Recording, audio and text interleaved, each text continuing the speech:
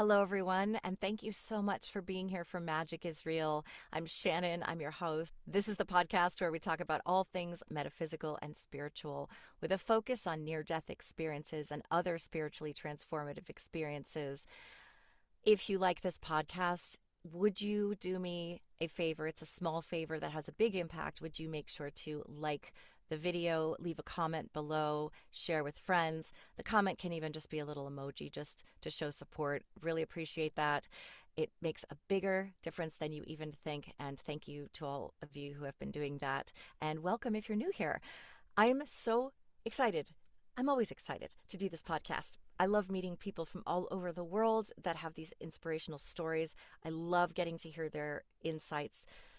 Brianna Myers is with me today, and she is a near death experiencer. Most importantly, she's a quantum healer. She'll explain all about that, and she'll give the terms that she uses. But she is an energy healer. It goes so much far beyond that, much farther beyond that, that I don't want to put words to her experience. But she has so much to say about the metaphysical world from a scientific standpoint. She is so highly intelligent and brilliant, and I'm excited to hear what she has to share with us today. So, Brianna, thank you so much for joining me today and taking the time. Oh, thank you, Shannon. That was a wonderful intro. A little stumbly for a second there, No, but it was got beautiful. it. I would love to know, first of all, would you please share about the work that you're doing now? Yeah, so I am the creator of the Awaken Your Potential method. So a lot of people have heard of the mind, body, and soul. I went and did a little bit further into that. So the body being the nervous system, the mind being the subconscious, and the soul being your energetic system, and how these three operating systems work together to create true and lasting healing. A lot of people focus on maybe talk therapy or they focus on somatic therapy, but they don't integrate all three of those systems into one. So I developed a system where I was able to help people integrate all three and make real true healing. That is so well said. So I would love to know about you and your background as it pertains to your spiritual journey, your spiritual life. When you were younger, how were you raised? Did you have spirituality in your life, etc.? Yeah, so when I was young, I actually remembered one of my past lives, right out the gate. So I would have a reoccurring dream every single night of me as a Native American, and I was running, and I would be chased by a buffalo. And right when I got to my teepee, I would float, like throw open the flap to it, and I would wake up. I had this dream every single night. I even told my parents I remembered a past life. Of course, the system that we live in, it's not my parents' fault, but we have this system that says, no, it's just an imagination. Oh, it's just a dream. And then I got really interested in Dr. Ian Stevenson. And if you have not followed his work on reincarnation, I highly recommend it. But he was hired by the Vatican to disprove reincarnation, and he started studying reincarnation, especially in children and the stories they were telling. I mean, there were kids that were identifying killers in one of their past lives. I mean, the whole rabbit hole is very deep, and I think it's amazing and should be very much researched. But um, one thing that really stuck out to me was he said that we have birthmarks that coincide with the way that we die in our past lives. And I have a perfect circle on my left side, exactly where that buffalo hit me. And then on my stomach, right on the other side of that, I have another one that looks like an exit wound. And I found that to be really amazing because it just clarified what I had always known as a kid, that that was a past life. And that's kind of what got me really interested in reincarnation. And then it led me to becoming a quantum healing hypnotist. So QHHT, the method that was taught by Dolores Cannon. I've always been fascinated with reincarnation, but that was kind of what led me there. Another big part of my childhood was I grew up very traumatic. It was very chaotic. I was bounced around. Addiction was a big part in my family unit. Um, I was like a lot of abuse. There was just a lot going on. But I had an imaginary friend when I was a little girl named Apple Pie. And from as early as I can remember until I was 10 years old, she was like with me and I was always with her. Um, she was as real to me as you and I sitting here talking, you know. And I remember my brother would be like, I strapped apple pie to the top of the roof when we were like driving and I would freak out. Like, is that real, you know? Um, Anyway, that comes later in why that's important. But for spiritualism, my mother was into like rune reading, so I learned how to read runes very, very young. But she also suffered with like addictions and her own trauma. Um, and so eventually I turned my back on all spiritualism because I associated it with my childhood traumas. So there was a lot of years where I turned totally towards logic. You know, I started building businesses and I was like, I'm going to be, you know, successful and I'm going to, you know, it turns out I was, you know, the generational cycle breaker. You know, I was like, but I didn't know all these terms back then. But I was like, I'm not going to let my kids, you know, grow up like this. And, you know, I make a lot of conscious choices to make sure that they didn't have that kind of trauma. And I always make jokes. I'm like, now I'm just screwing them up in new ways, you know, because we're always going to make mistakes. That's just the way it is, you know. So that was my formative years when it comes to spiritualism. I remember thinking, you know, tarot was woo-woo. I thought, you know, I was like, no, that's because my mom believed in all that. You know, my mom's a gemologist, so she was very into crystals. And so to me, I was like, yeah, I don't want anything to do with that. And then in 2015, I think it was that I started learning Reiki. I got my Reiki master, I think in 2017. So I was kind of already dabbling in coming back to energy healing and spiritualism. So when people talk about like my awakening, my ND, it was often when people kind of will go back to it's that was my moment. But I think it was starting a little bit earlier than that. I was just starting to see how miserable I was in my life. I was questioning, how did I get here? Like, you know, I'm like, I don't even recognize this person because you become an avatar or a character based on everything that has happened to you. You know, you pick up beliefs, you pick up what people have told you, you know, the communities you spend time in. All of those are part of this identity we create. But that doesn't make it the authentic you know? And so that kind of is what leads me up to my near-death experience. Thank you for sharing all of that. Yeah. It's very common for people that have had near death experiences to have already had spiritual experiences before. It's almost like that was their soul has always been awake, but we put ourselves to sleep as a protective mechanism, as a way to assimilate. And we're also raised that way a lot of the time in our culture, specifically being American culture, Mhm. depending on where you live and who your family is. But it seems that uh, I, I tend to see a theme of people spirit was nudging them from day one, Mhm. or they had a near death experience at birth. Either Mhm. the umbilical cord was wrapped around their neck and they sort of died for a minute, and so their soul didn't forget and then came back. But what do you think about that? I think you're 100% right there. That's so interesting. I just had this reading done at a expo that I was at, and it's called I'm gonna mess this up, but iris theology or something, where they zoom in on your iris and they can read like your ancestral imprints in your eyes. Have you heard of this? Have recently heard of this, and that is Okay. so fascinating. I'd love to It hear about is your really experience. fascinating. So this woman, she zooms in, she does this reading, she sends me this like 30-minute video, and she's like going in, she's like, oh, she's like drawing people in my eyeball, like, and I can see it. I'm like, oh my gosh, Whoa. yeah, I see this. But she said something in that I had this line. She's like that you had a near-death experience in your before you were 2 years old. And that blasts out and it shows up as you know, a spiritual, like a shaman line is what they call that. Yep. And that, so I thought that's very interesting what you were saying about the, you know, That was my suspicion of you. really early. Based on Yeah. what you've based on what I'm a psychic, but that's not why I picked it up. It's because that story, I hear it again and again and again, and I've met several people in my just life that have expressed to me, oh, sometimes I pop out of my body, and I've said Hmm. to them, did you have a near death experience as a baby? And they say, yeah. How did you know that? Yeah. It's like, Oh, that's and I can guarantee, I'm like, I bet you anything. It's not everyone, but I've now started to understand, okay, there's something to this. Also, going Oh, yeah, and I'd love to hear if there was anything that came up in the reading for the eyes as well that resonated with you other than that, anything else you wanted to share about that. Yeah, so actually a lot did. And this woman knew nothing of my story. And at this point, I'll have to give a little bit more of context to this, but um, at that point, I had already been very much an Akashic Records reader. I even did the 23andMe back, I think in like 2017, which I would never do now. I'm not recommending anybody Yeah. do that. But I didn't know of any better at the time. But they had traced my DNA to a Viking ancestor in, I think it was like 700 Viking era.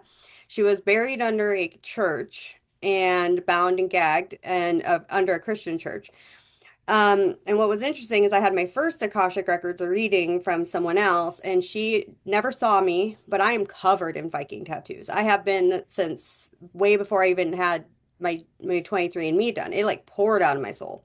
Well, now I know I've had 5 past lives in the Viking era. So one of my main deities is Freya. She's with me all the time.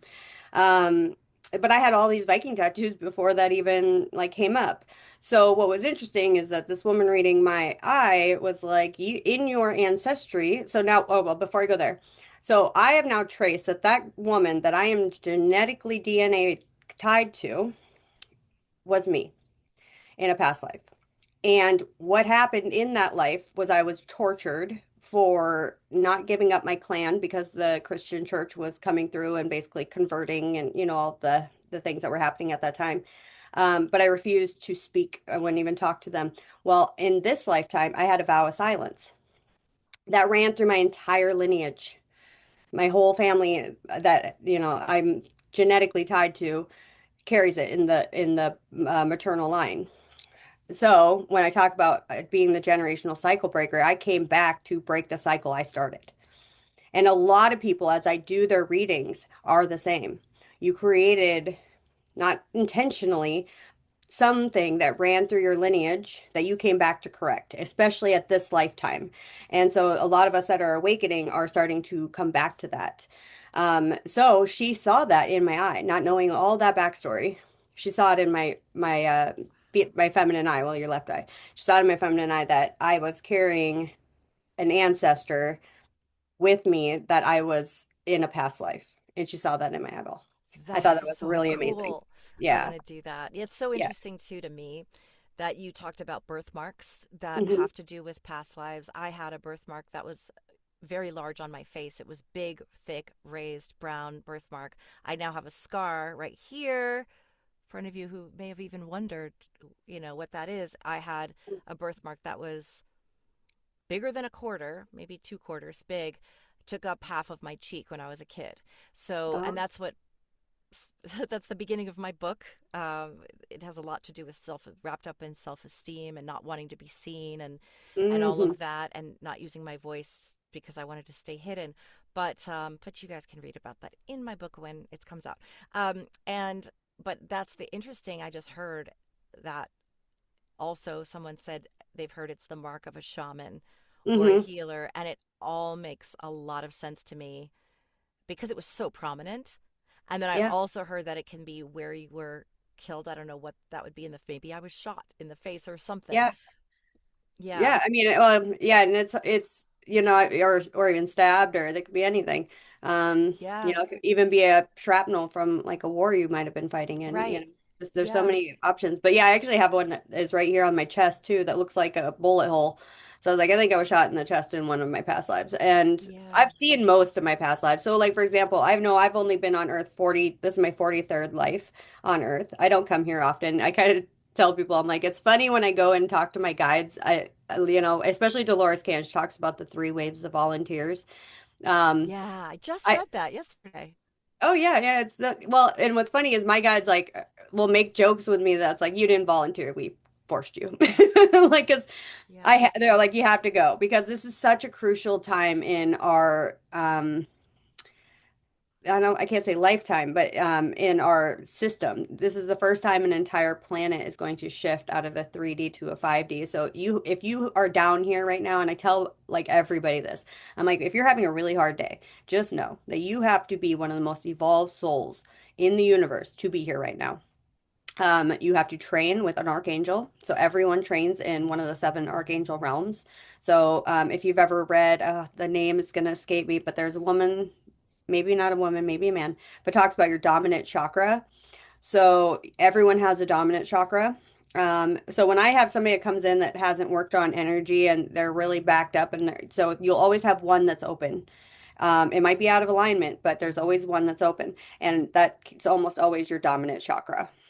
So you have to train. You have to be very advanced in the soul world or in the soul realm to be here at this time. It's such a dense energy. It's so heavy. I mean, I think you and I are pretty close to the same age, so we've survived Y2K, we've survived 9/11, we've survived E. coli, we survived Ebola, we survived, all of these things that were happening in this very short amount of time. And that was all done to strengthen us as a soul, to find out how to anchor past fear. Now it's like I'm sure, and I always make jokes about this, the next threat that's in the news, and I'm like, oh, okay. Like we're so desensitized to it because we've gone through so much, but it helps us to not live in that sense of fear. That's a vibration that causes us to be in very low states and densities. So, yeah, I think that was all done by design. I veered off of what we were talking about though. No, that's great. I actually was really interested in that. And I did read that quote yesterday. And it wasn't from you, it was from somebody else about the volunteers choosing to be here at this time. Obviously, there have been many, many, many wars, Holocaust, all of these horrible things that have happened through the Mhm. years. It's not that that's unique to us. But what's Right, right. happening right now is unprecedented in terms of the way it's all coming together. And those of us who are, as Dolores Cannon talked about, the volunteers, it's not that we're here to save the world by Mm-mm. doing something. It's that we're here to to show our light in a dark time and to keep the vibration from being so that we're not swallowed by the dark. They Right. need the empaths. We need the people who shine light and unconditional love and who keep loving despite how dark it is, because otherwise evil will Yeah. take over. Yeah, and that's the I always say, I'm like, some people, well, every person that comes to me to work with me, the first question always, I'm willing to bet you could guess it, but what's my purpose, Yeah, right? yeah. Everybody wants to know what their purpose is, and it's a trap question. I mean, we have purpose. That's not what I'm saying, but um, sometimes your purpose is just being here, and we have been taught through society that, we idolize celebrities or, athletes, and people think that is purpose, right? But I've done thousands of Akashic Records readings, and some of the strongest souls I've ever seen have a very um mundane, I don't want to use that word, but life. They're not, doing these crazy things, but they've had the biggest ripple effect because they just act out of unconditional love and acts of kindness. And, that's just the purpose for everybody. Just remember that coming back to self, that's a big one. We're here to learn how to to realize that we're playing this game of separation, to come back to source, to come back to oneness, and then to be the radiant light of love on this earth. And that's what the volunteers are here to do. And I guess I should say I wasn't forced because we have free will when we're writing our soul contract, but I was resistant because I've had a lot of lives of persecution. And but they kind of made it like seem like you just didn't want to come back down there. So I don't come here very often. I'm more of I'm a starseed blueprint designer, if you know much about souls and the Akashic. But I come from like Nihal, so the Indigo children. Um, so yeah, for me the density is very heavy. Even after I did my light body activations, it made it so much better. But I remember even before I had words for it, I always just felt so heavy in the earth, like ugh, it's like gonna swallow me up. But once I got through my light body activations and my Kundalini awakening, which I think you said you want to talk about, but Yeah. now I feel like I almost bounce on the earth, so uh, it's a lot better. Yeah. That makes so much sense to me. And you and I were talking about how there are no coincidences. Everything is synchronicity, Hmm. and everything you're saying has been a theme of the last few days that I've been visiting with people. And I have said the exact same thing about purpose. Your purpose isn't you need to be a healer. You need to be a work in politics. Your purpose is to literally be here, Yeah. experience Earth School, Yep. navigate Earth School. You'll make mistakes and you'll be messy. You're not some kind of a savior. And Right. also, Right. it doesn't matter if you're a garbage collector. It doesn't mean, I'm sure there's a sanitation worker or whatever. It Right. doesn't matter if you are president of the United States. It doesn't matter if you're a Mhm. model or a supermodel. It doesn't matter if you're a stay at home parent. All of it is valuable.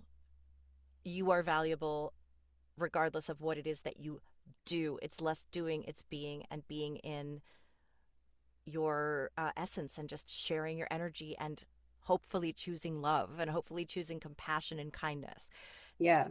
Now I like to say, I'm like, yeah, I say a lot to people, I'm like, you're a human being, not a human human doing. doing. Yeah. Yeah, just be. That's all you got to do is just be. And when you're in that state of presence and like just being in a state of just being truly present, that's when you manifest the things you really desire into your field too. So it has multiple, you know, windows that it shifts your energy. So it's really important. 100%. I'd love to hear about. We're going to talk about your Kundalini experience too. Let's start with what you'd like to share about your near-death experience. Yeah, so my near-death experience happened in December of 2020, and as we all remember, it was in the height of COVID. So I had contracted fungal pneumonia, but I had gone to the hospital 3 times in that week, and they didn't test me for anything but COVID. So by the end of that week, I went in, and they had just put me on steroids the day before I went in the second time or the third time, and um, I collapsed in my home later that night when they were like, "Oh, the steroids haven't kicked in yet." So I'm in the ICU. They were going to airlift me to another hospital because they just weren't really qualified at that point. It was, really bad. But the other hospital was full because it was COVID. So I ended up having a near-death experience. I died 6 minutes. And I remember stepping out of my body. Well, I don't remember stepping out of my, I remember just being out of my body. And that I'm like looking at myself and the thing that hit me the most, I talk a lot about this, is like the detachment.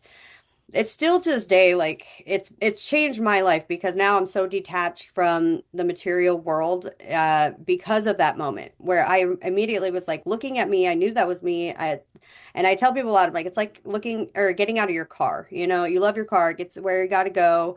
You don't want anything to happen to it, but the second you step out of it, you're detached from it. It's not who you are, it's a vessel, it's a, vehicle. And that's how I felt. And so I remember that being like really profound, just like, whoa, you know.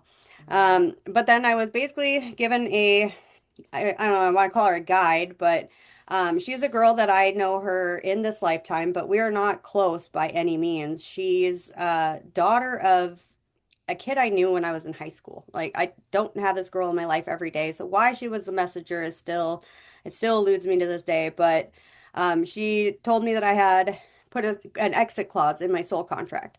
So basically at this point, I didn't know at the point of the NDE, but I do know now that I've done a lot more work with my guides and stuff. Basically, a lot of people are like soul contracts, right?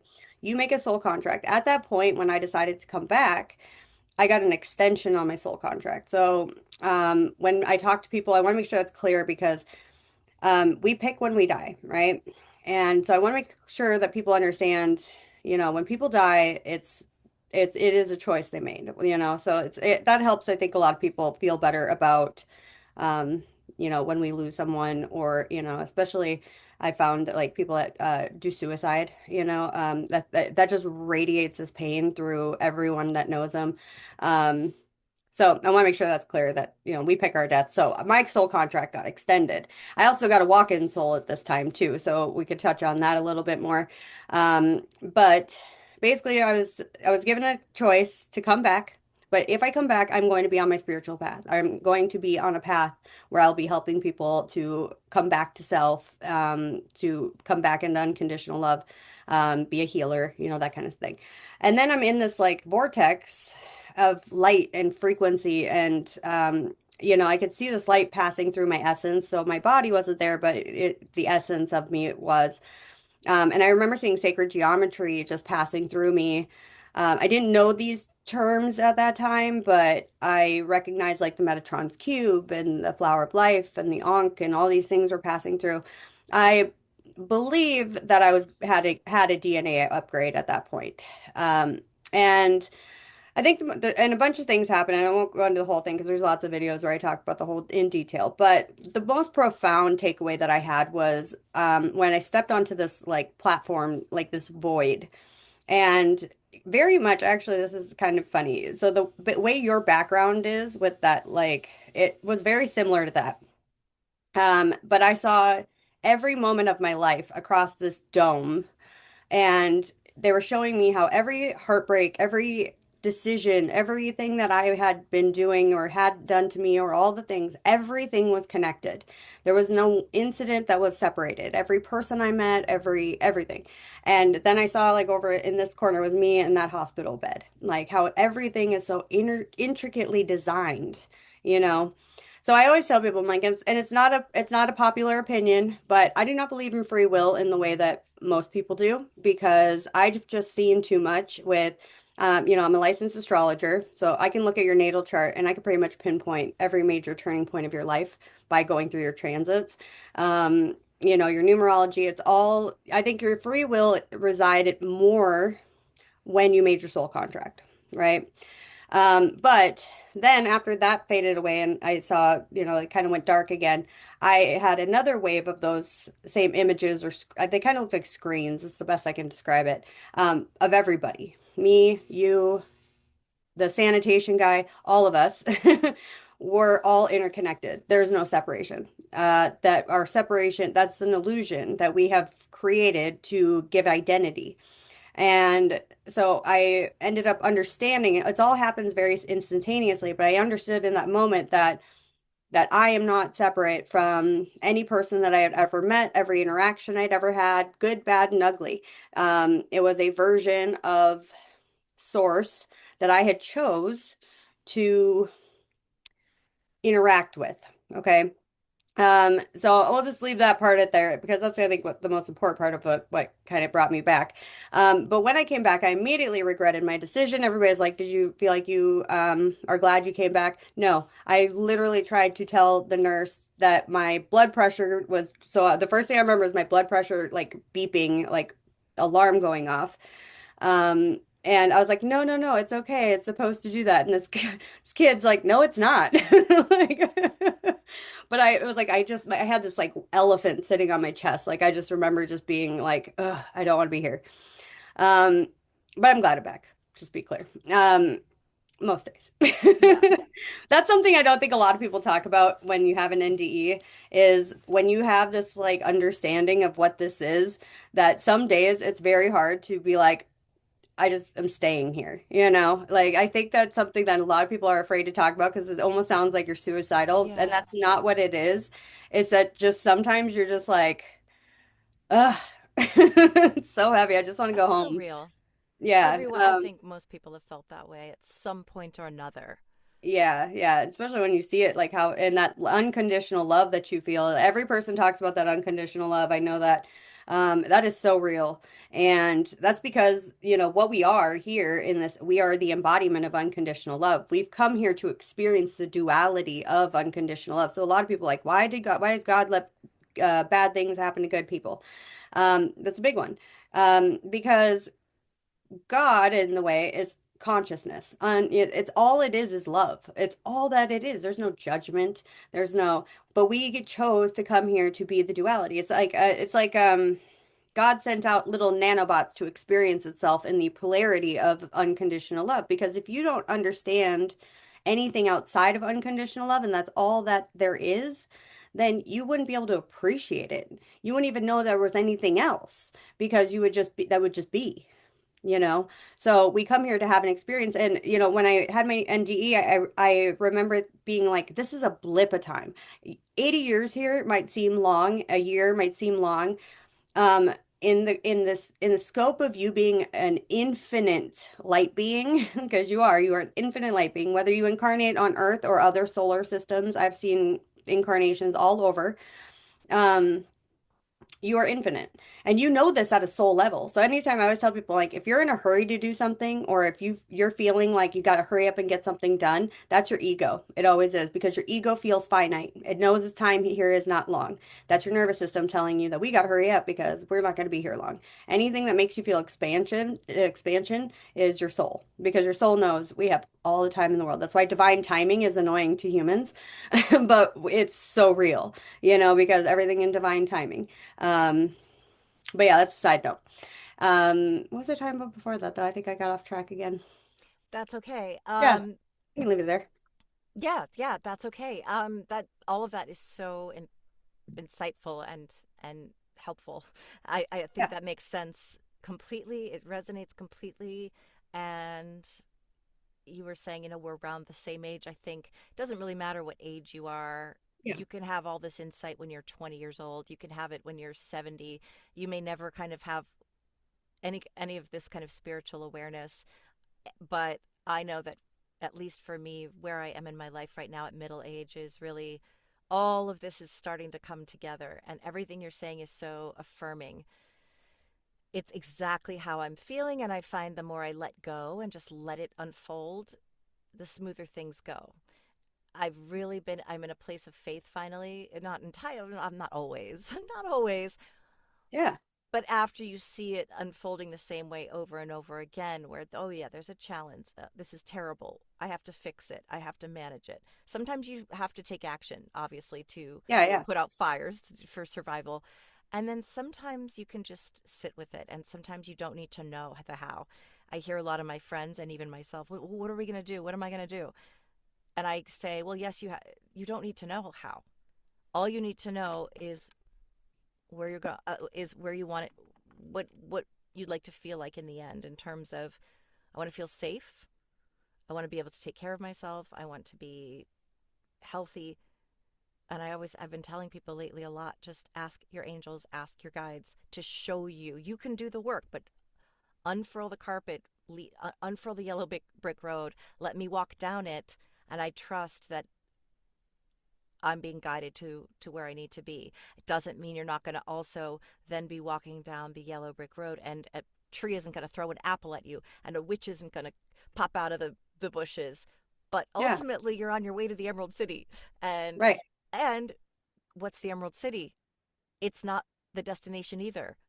right. What Dorothy learns at the Emerald City is you had the power the whole entire time, girl. Yep, yep. So it's And that the that. powerful wizard was an illusion because Ugh. he had the power, right? I mean, just the brilliance of that Yeah, story I and know. all the layers of it. But anyway, um, can you? Well, yeah, I'd love to hear about your Kundalini awakening and the that and how that all came to be.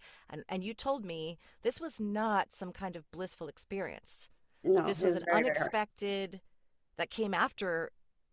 I would say, was it a healing, or was it a light activation? You can tell your Yeah, so story. I started doing so what's funny is I could tie this right into what you just said about age.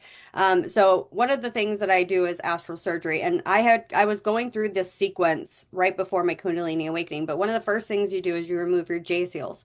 So Jehovian seals. There are 7 implants on the left side of your body that keeps you in a low vibrational frequency or playing the game of separation. As you age, they start to activate. So, like at the age, say 40, a lot of people that we have what's called the midlife crisis, right? No, it's actually one of the strongest seals that activate, and it starts to illuminate to you where in your life you have not been authentic. And so, where we say we get wiser with age, or we have these midlife crises, you're actually activating these J seals as you're getting older. Your last one activates at 50. But so, and that was just an interesting side note when you said age. Yeah, age does not, play a factor. I've met some of the wisest people that were 10. I Mm-hmm. would tell them like I like talking to 10-year-olds. They've got it figured out. Before they got all programmed and everything else. But yeah, so the J seals I had removed, and then I had my DNA activations done. I had a sequence of 8, but I had 2 of them done twice. And then I had my light body activations done, which is another astral surgery where you remove sentient beings and devices and etheric crystals and so forth out of your fields. And this helps you to really come into your light body. Right after I finished that, I had gone through all those sequences, and on March 7th, I remember because Saturn and Pisces, no, so Saturn moved out of Pisces and Neptune moved out of Pisces into Aries. Nope, that's not right either. Into Pisces, sorry. Saturn and Neptune moved into Pisces, which Pisces happens to be my rising sign. And this all happened on that day. So Saturn is about disruption and like cosmic lessons, and then Neptune is about spiritualism, mysticism, the unknown, things like that.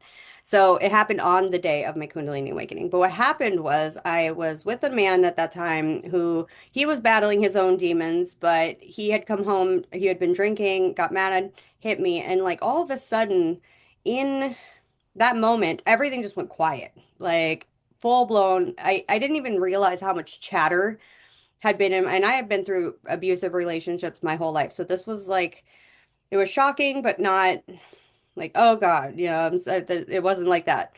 But the whole, like, it was like all the chatter in my head just went away, everything. And so I went and called his sister. I was like, you need to come get him. She came and got him. And he was gone for a couple days, and then he came back, and I was like, "Look, you need to go to treatment, or I'm leaving right now." So I was like, had bags packed. I was like, "It's either inpatient right now, or I'm leaving." So I dropped him off to inpatient on March 6th. So March 7th, I'm sitting in my office, I'm doing my book work, and I felt this crack in my spine. And the only way I can describe it is kind of like if you break a glow stick, that same sound and feeling, that's what it felt like. And all of a sudden, this energy just shot through my whole body. Like I thought, like electricity was going to shoot through my hands, and I was like the vibration, I was shaking, I was hearing voices, and I was in full blown crisis. I didn't know what was going on. It was so intense. And like I told you before our interview, I was already working with the shaman at that time, so I was very fortunate. And of course, there's no accidents or coincidences, so she was obviously put into my life to be a guide at that moment. But I didn't sleep for 30 days. Not kidding. 31 days, actually. Every time I would try to fall asleep or try to lay down, I would astral project. I couldn't stop it. I was remote viewing and astral, and I wasn't even trying. Um, so that's where we had to harness my energy. We got everything kind of, pieced back together, if you will. But I became a very natural remote viewer after that. I had been doing it forever. Astral projection, same thing. So this made it very easy now for me to have very open communication with my guides, angels. Um, and for people that don't know what remote viewing is or astral projection is when you're able to cross through realms. Um, and remote viewing is where you can set a target and go through time and space to see either something that's happened, something that could be happening. And of course, the future is always potential. Timelines are always shifting. And I think I was telling you earlier that like I'm watching timelines collapse so fast now because we're going into the 5D that the future is so unwritten. So stop worrying about the future, guys. Like don't even put any focus on it because no one knows. It's like you can have kind of potentials and ideas, but it's shifting so fast. So yeah, that I became just very natural at that. And so what's funny is that as I was learning more about my soul, and I'm a member of what's called a member of the Fifth Order. So we have jobs when we are not in body. And so my job is to cross over into the physical world, and I'm what would deliver synchronicities. My soul does that. So when you see the 111s, the 222s, the 333s, the flowers, the feathers, whatever, that's what my soul does. So it became very obvious why I became such a natural astral projector. That's what my soul does. It crosses over the realms. So that's another thing that a lot of people are like, what's my gifts? Where's um, I have a friend, she went through very, not similar to my story, but she went through her own version. Um, but I've known her for years, and she has just been such a like empath to animals. I mean, I swear she has a wounded animal in her house at all times, and it was like how she was just the whole time I've known her. Well, when she went through her awakening, she's telepathic to animals. She can understand them. And so I'm like, your gifts are always there. We're kind of where you're like, it's in the background, but they're with you the whole time. You just have to learn how to identify them and harness them. Um, there's people that are empaths, like you said, which can be a blessing and a curse at the same time if you don't know how to project light and you're absorbing light. Um, yeah, there's so many different versions of gifts that we have, and it's often comes out of the soul. The soul knows this naturally. Like I didn't sit down and have somebody teach me how to remote view. I had some people that gave me some pointers, because I remember one person, they were like, "You're loud." So they were basically telling me that my soul, I was like, like a baby. So if you've ever seen the movie Avatar, Mhm. I think that was the first one where she's teaching him how to hunt, and she's Mhm. like, "You're dumb like a baby." That's kind of what people were saying, like because I didn't know how to control it eloquently. Um, so that kind of thing. But I did have some people that kind of guided me, but I could just do it. It was something that happened. Well, and all people can remote view. I teach people how to remote view now. We all have the ability. It's just a matter of, learning the technique.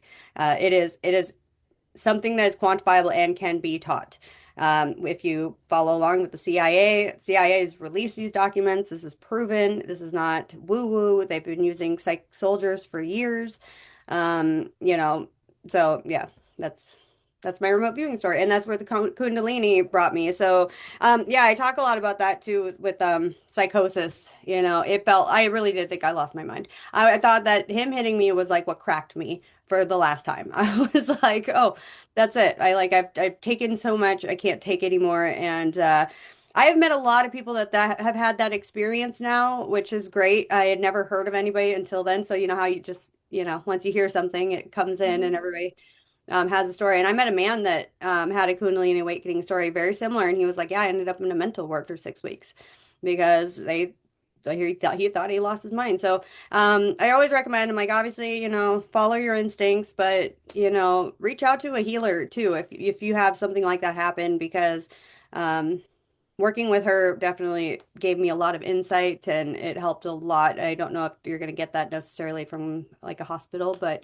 of course, I'm not a doctor. I'm not telling you don't seek medical professionals, but also seek light workers that have had experiences similar because it can help you understand what's happening and you're not just going to be sitting there thinking you've really lost your mind because it can feel really jarring. What is a Kundalini awaken? I mean, why do some people experience this? I don't know exactly why, who, and what do, but what it is that there is energy that sits dormant in the root of your chakras. And so you have what's called a pranic tube that runs up the spine. And the root chakra is very powerful. This is why we have the red apple in the story of Adam and Eve. You can dive into that yourself. There's history all over it. But the root chakra is at the base. And what happens is it pops. Like it just becomes, it's, like a rupture, like a volcano. And it shoots up through the pranic tube and connects you to your stellar gateway or your soul star. And so you're having that energy just kind of shooting around through your body. So if you know much about energy systems, so you are the physical body, you are more like a Russian nesting doll, a doll within a doll within a doll. You have layers of energy around you. So you have your etheric field, that's your fun 6 foot bubble. That's why when you have somebody that you don't like their energy, you're like, oh, I don't like them in my bubble. Their bubble is real. And then you have your emotional, your mental, your cathartic body, astral body. You have 7 of these layers that are encapsulating you as a physical person. So it just basically anchors all of that and harnesses and amplifies it. But for me, I had just gone through my light body activation.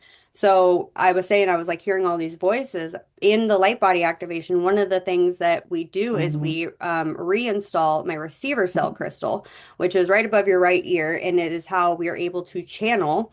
Now, often people have it sounds like their own voice, so you think you're hearing your thoughts in your mind, but you're actually channeling, and that receiver cell translates to your voice. So it's not jarring for us, right? It sounds like we're just having thoughts. Once you remove that and you replace it, it starts, and not right away, it takes time. The light body activations are supposed to integrate over 18 months. But you'll start to notice that they sound different. The tones are different. A lot of people are already channeling too, that, but everyone, have you noticed the uptick of everyone? Everyone has tinnitus all of a sudden.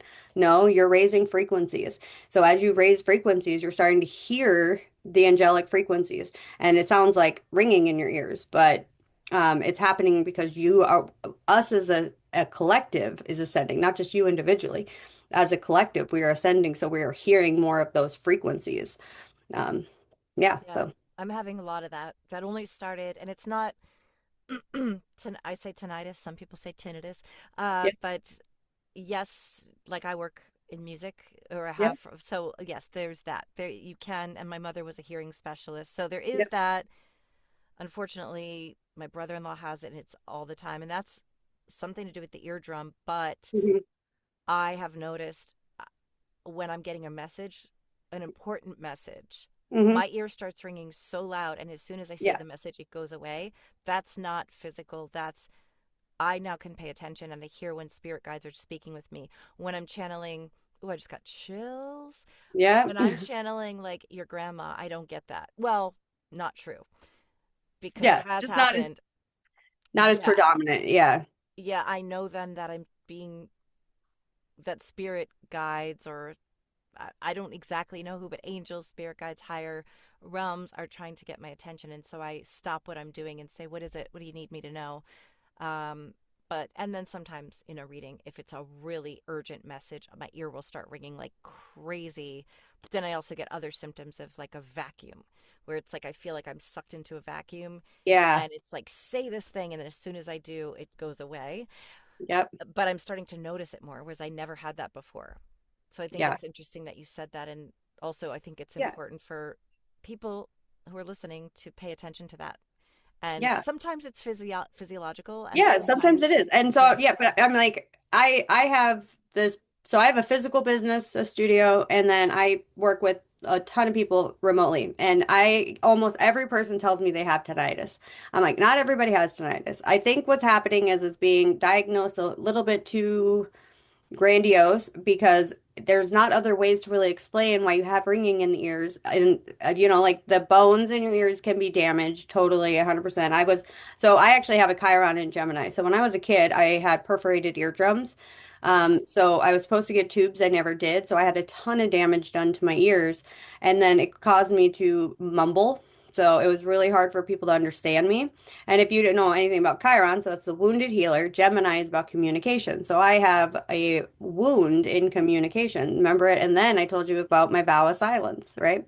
So it all ties back together. But um, I ended up going to an audio specialist, not within the normal, medical community. And she's like, you don't have tinnitus. She's like, that's not what this is. And so then I started researching more. I was like, okay, so why is that happening? But I work a lot with frequency. So I work directly with, so when I talk about quantum energy, I work with rifle machines. I have a lot of fun gadgets and gizmos that make frequencies that heal the body. In fact, I have a book on Amazon called Energy Healing Frequencies Made Easy. So if you're ever interested in using frequencies to actually heal, I broke it down to symptom, what frequency to use, what affirmations to use, what's causing the block, what elements to connect to. Um, but yeah, so even for, oh, there goes my ear right there. See, frequency. That's so Um, cool. yeah, and then even that, it's like if it's on the right side, it means something about your external world. If it's on the right side, something about your internal world. So maybe you were thinking something and they're like, ah, pay attention to what you just thought. Or if it's in the outside or the masculine side, it's something around you, something in your environment that you're supposed to be paying attention to, or you're getting a message about. So even the way that you get these sensations in the body matters. So I teach a lot of people how to body map. For example, if you've ever read The Emotion Code or The Body Keeps the Score, they talk a lot about those. So those are great books to read. But I teach people how to communicate with their guides, and one of the easiest things you can do to just start is I say like my right side of my body is yes, my left side is no. I sit with my feet flat. I don't do this anymore, but this is a great way to learn. Feet flat, and then put your hands, your palms like on your knees upright, and then just relax your fingers. Then ask a yes or no question, and make sure you keep your yes and no the same always. Don't switch them around and just be like, oh, today, yes, no, be consistent. And then ask a yes or no question. And then follow the guidance. That's the important part. So, if you say, should I go to the grocery store today? And you get a yes, go to the grocery store today because there will be something there. They will give you some synchronicity to show that they are communicating with you. And the more you do this, because we all know spirit is opportunist, they will take any opportunity that they can to get in and communicate with you, especially if you've been asking for guidance and you feel like you're blocked. That's a great way. Now, once they know you're trying to communicate with them, they will hit it more and more. I now don't even have to ask a yes or no question. I might be having a conversation with someone, and my fingertips on my yes side will start to vibrate. And they're like, this is good. Yes, yes, yes, or, my left side. I have what I call my spirit spot. It's on my left shoulder, and I'll be communicating with someone or in a session with someone, and all of a sudden I'll just feel like they're pushing right on this one spot, and it's like them urging me, like, yeah, this is what we want you to say to them. Like, yep, you're telling them what they need to hear. So yeah, they absolutely will communicate with you. Hmm. You just have to learn how to communicate and then trust and then follow the guidance. That's the one that I find people will be like, oh, I felt it said yes, and then they won't do it, and it's like, well, you want it, they'll show you that they're there. Maybe it'll be a word that you'll see, or someone will say something to you, because spirit loves to talk through strangers. I've found that I do a lot of readings for people, and how are they communicating with you? Often it's very common, they'll be like, we use messages through strangers. So if you've had someone say something that was just like, synchronicity, timing, it was just like that was a weird coincidence. It wasn't that they're using opportunity to communicate. I've had many of these. Most of the time I don't act on them, but it was, when you talk about like that urgency that you have to say something.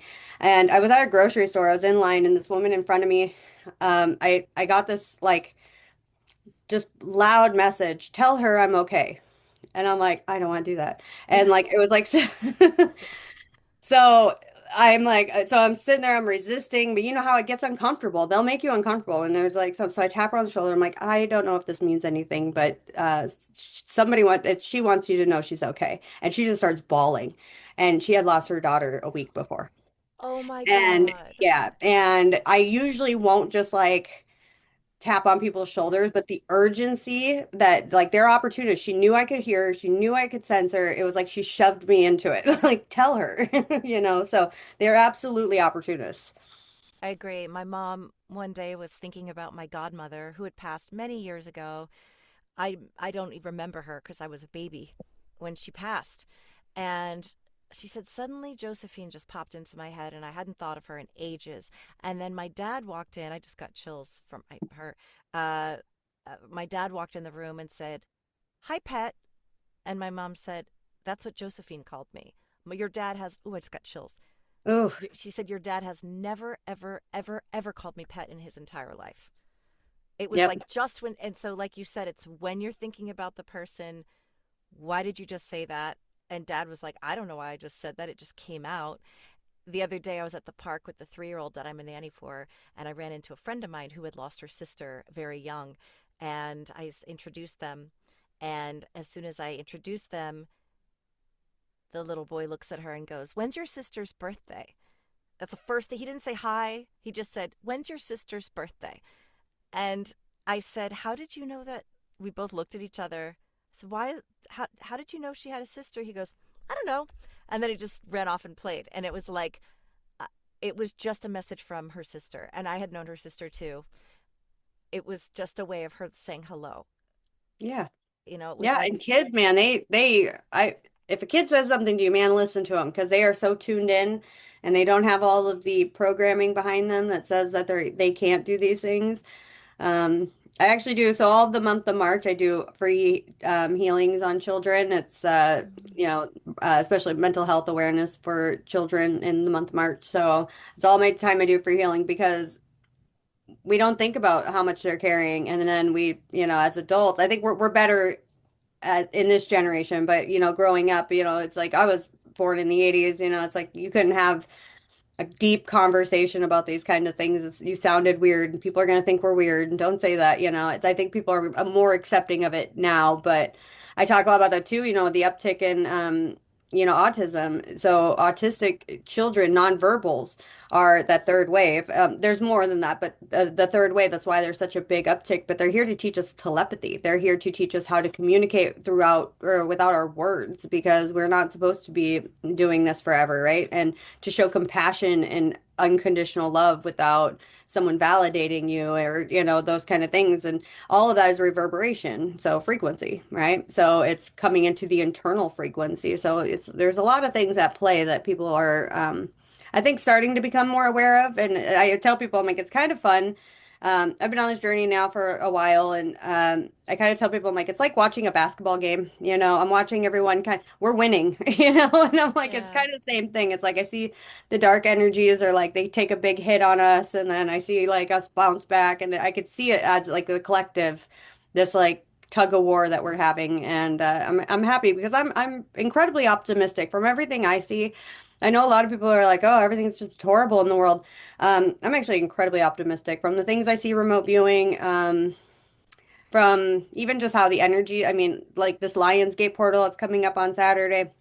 There's so many things. So Uranus, Jupiter, and Pluto are all going to be squaring up against each other, which is the planet of disruption, discipline, and expansion. So we're going to be having this massive global awakening expansion that's going to be happening in the next, well, it's going to unfold over a while, but it's going to be huge. It's going to be, I kind of see it in when I remote view as this like shockwave, and I think some of us are anchored pretty good, and that's what we came here for, to get some people. And that's why I said nobody, and like you said, we're at different stages of evolution, but some of us came in to anchor in so we could hold the energy as it shoots through this shockwave that's going to come, because it's going to be, just like my Kundalini awakening. It was discombobulating. Everything just, you know.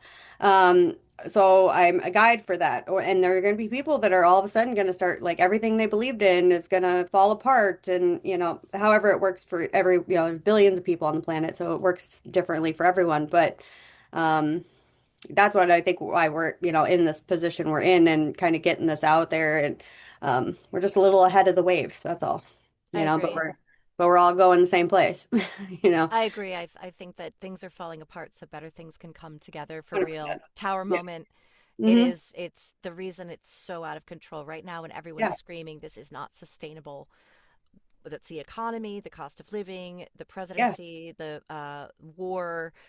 We're all like, this Yeah. is coming to a head Yep. right now, and it is really really dire. But I know that it's happening because it's supposed to wake us all up, and then we're going to deconstruct. I think that Yeah. we're all seeing that the systems are not working anymore for any of us, and we are losing sight of humanity. We're losing sight Yeah. of safety. We're all sort of, at least this is what I've been feeling.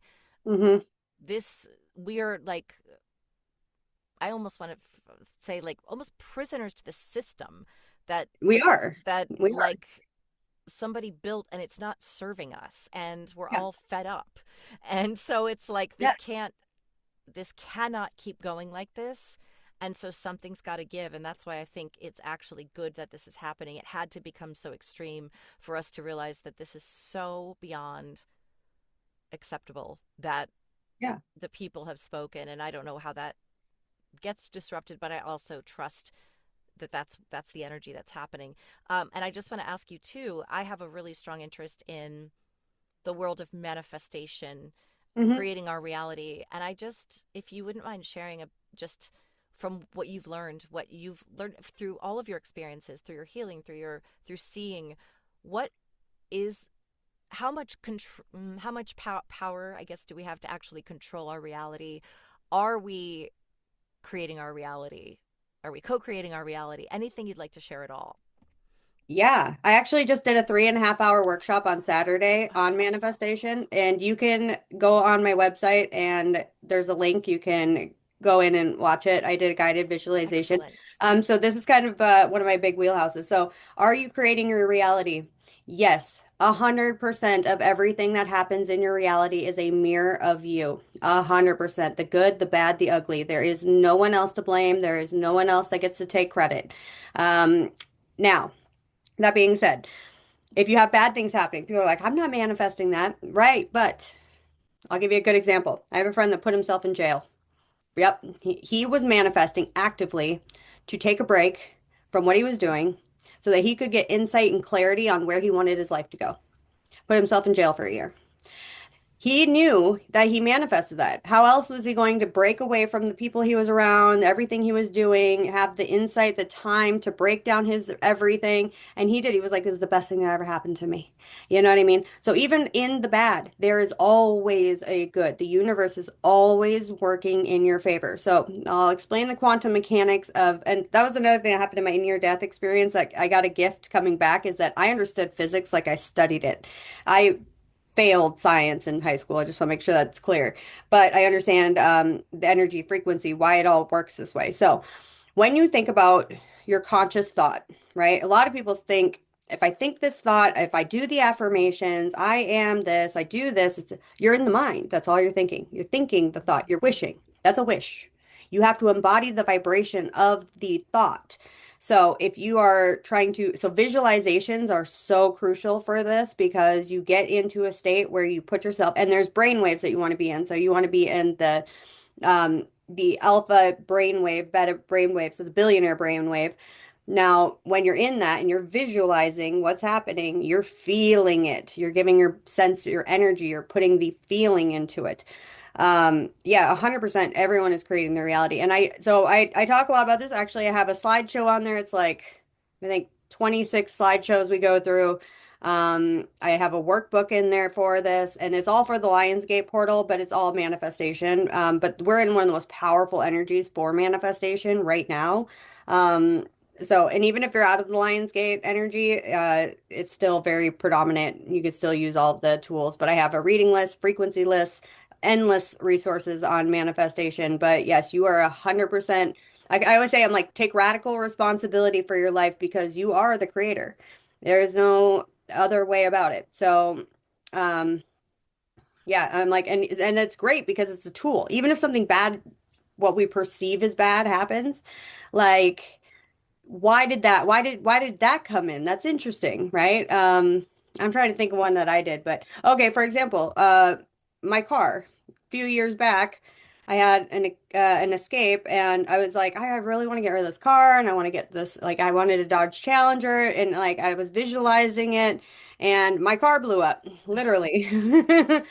And I was like, oh, this is not what I want. And like I have kids, so it was just really inconvenient for about, I don't know, it was probably a week before I was able to like go and get a loan and get everything like lined up to go get a new vehicle. And I go into a Ford dealership and they're trying to sell me this Ford Mustang. And I'm like, no, I really am interested in the Challenger. So I'm gonna go. And he's like, well, I do auctions all the time. I'll look for one. He's like, what's your budget? I was like, 36 grand. And he's like, all right. And so I was like, I want this color. And I like named out my shopping list. And he was like, all right, we got auctions coming up this weekend. I'll look for something similar. I was like, I'm not too sold on color, but whatever.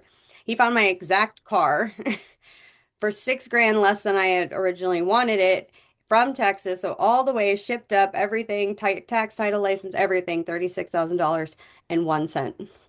So you are absolutely capable of creating exactly the reality that you want, So yeah, it might not look great at first, but you got to know that and what you kind of said earlier about the yellow brick road, I tell people a lot, I'm like, you don't need to know where you're going. You just have to take the next step.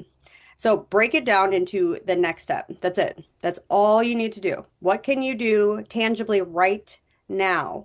Because the only time that matters is the present. So if you're trying to manifest something and you're thinking about the future, you're pushing it away. What can you do right now that will help you? And that's this. So the formula for manifestation, conscious thought, conscientious actions. Match the thought to the action, but be in the present moment. What's Eckhart Tolle, Power of Now? Thought, action, moment. That's it. If you're in the future, you're anxious. If you're in the past, you're depressed.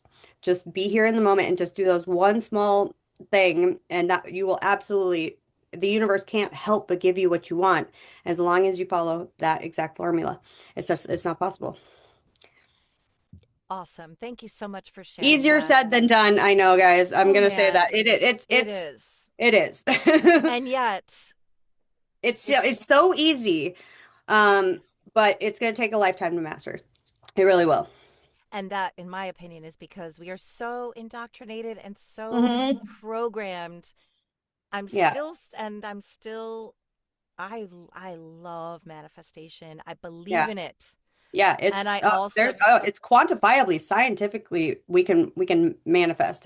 There's so much evidence. So yeah, I yeah. mean, And and so a yet, lot of people are like, well, that's a weird coincidence. No, you manifested that.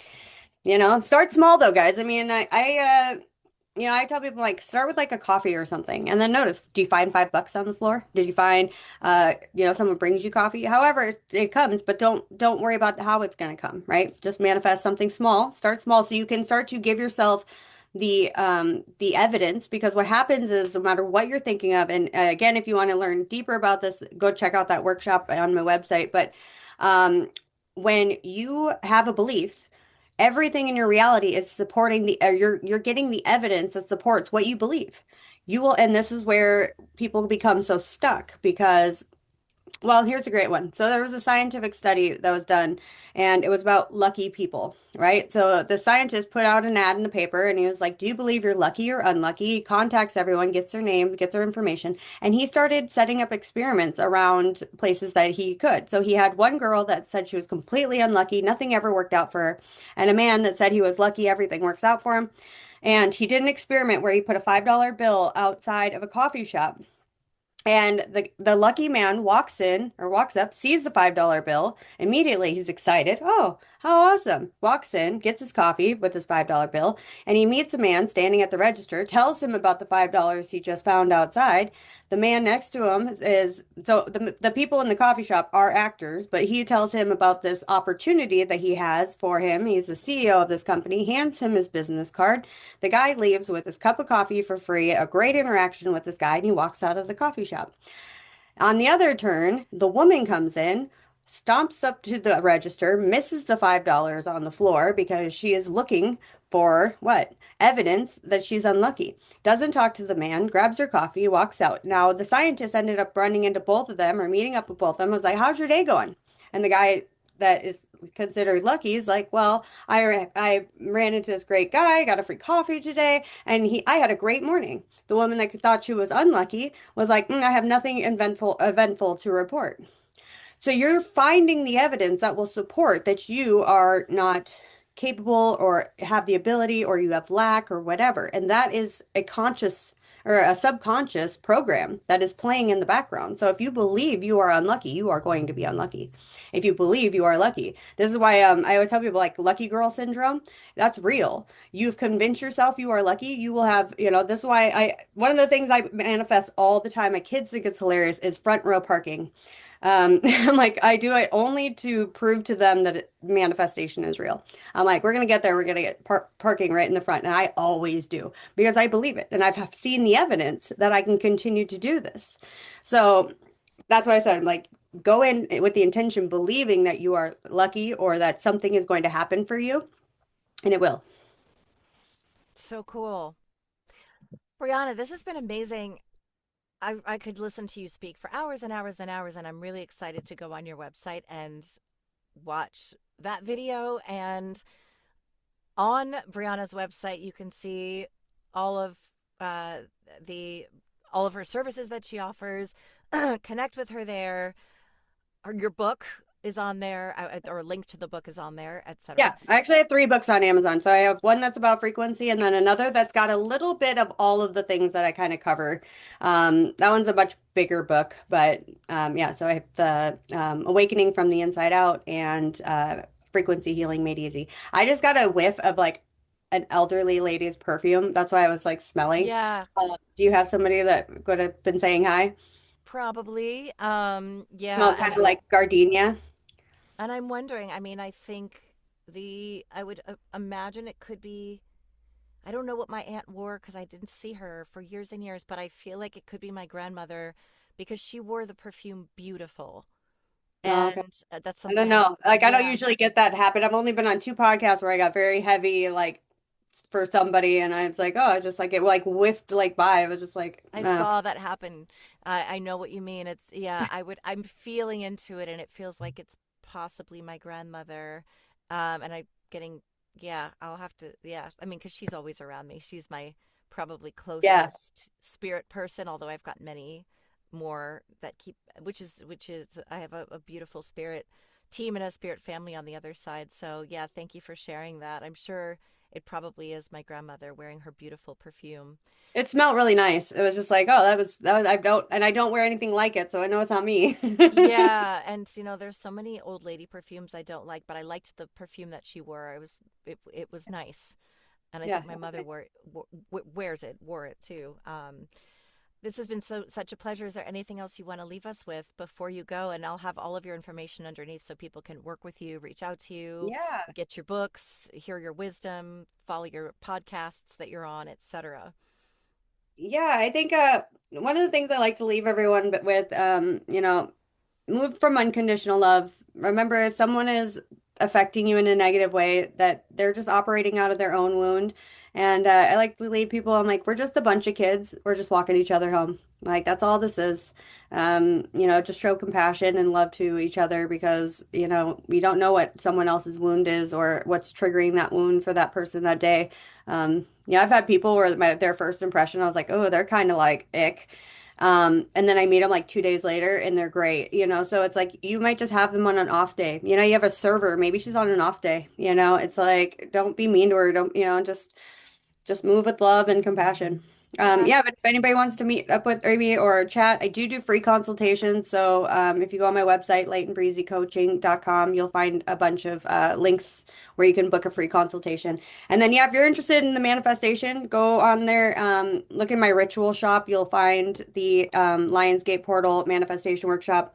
It's got a ton of great information. I got a lot of really great feedback from everyone that attended. So definitely check that out. amazing. I'm excited about it. Again, thank you so much, Brianna Myers. You've been such a gift to me, and I know that my audience is going to love you too.